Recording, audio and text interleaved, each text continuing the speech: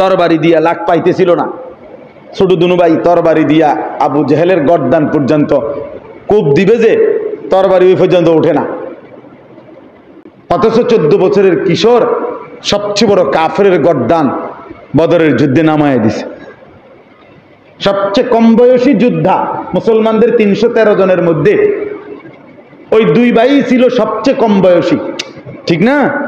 তো সবচেয়ে কম বয়সী যোদ্ধা, আর কাফেরদের আবু জেহেল ছিল সেনাপতি, সবচেয়ে বড় কাফের সর্দার, সিনিয়র। তো সিনিয়রের গর্দান সবচেয়ে কম বয়সী যোদ্ধা সোহাইল।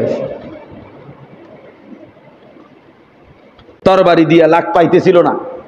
ছোট দুনু ভাই তরবারি দিয়া আবু জেহেলের গর্দান পর্যন্ত কূপ দিবে যে তরবারি ওই পর্যন্ত ওঠে না। কিতাবে আছে। এখন কি করবে এরা? তো দুই ভাই বুদ্ধি করে আগে আবু জেহেলের যে ঘোড়াটা, ঘোড়ার 4টা পাও কোপায় কেটে লেছে। ঘোড়ার 4টা পায়ে যখন কোপ দিছে এবার তো পড়ে গেছে। এরপরে উপর্যুপরি যতক্ষণ পারছে ততক্ষণ তলোয়ারের কোপ দিয়া যখন আবু জেহেল অবিহি রামাক, হাদিসে আছে, বুখারীর হাদিস, আবু জেহেলের যখন শ্বাস টানতেছে, মানে শেষ, এমনি দম টানে না, এই দমটা, এই সময় দৌড়াইয়া নবীজির কাছে বলছি, ইয়া রাসূলুল্লাহ শোয়াই লাইছি। বলছে কি শোয়াই লাইছ? আবু জেহেল শোয়াই লাইছি। নবীজি বলতেছে ইন্না লিল্লাহি, কয় কি? আরে কিও কয়, ফুলাইনে কি কয়? মাইয়ানজুরু মা সানা আবু জাহাল, হাদিসের শব্দ নবীজি বললেন, আরে তোমাদের মধ্যে কে আছো দেখো না আবু জাহেলের কি হয়েছে, ওরা কয় কি দেখো, দেখে আসো। মানে নবীজি পর্যন্ত কি করতে পারতেছে না। আরে বলে কি এটা কথা হইল নাকি? মাইয়ানজুরু, কে দেখবে তোমাদের মধ্যে, দেখো মা সানা আবু জাহাল, আবু জাহেলের কি হলো দেখে আসো। ফাকামা আব্দুল্লাহ ইবনে মাসউদ, আব্দুল্লাহ ইবনে মাসউদ রাদিয়াল্লাহু তাআলা আনহু, তিনি লাভ দিয়ে দাঁড়ায় বলছি, ইয়া রাসূলুল্লাহ আমি যাচ্ছি।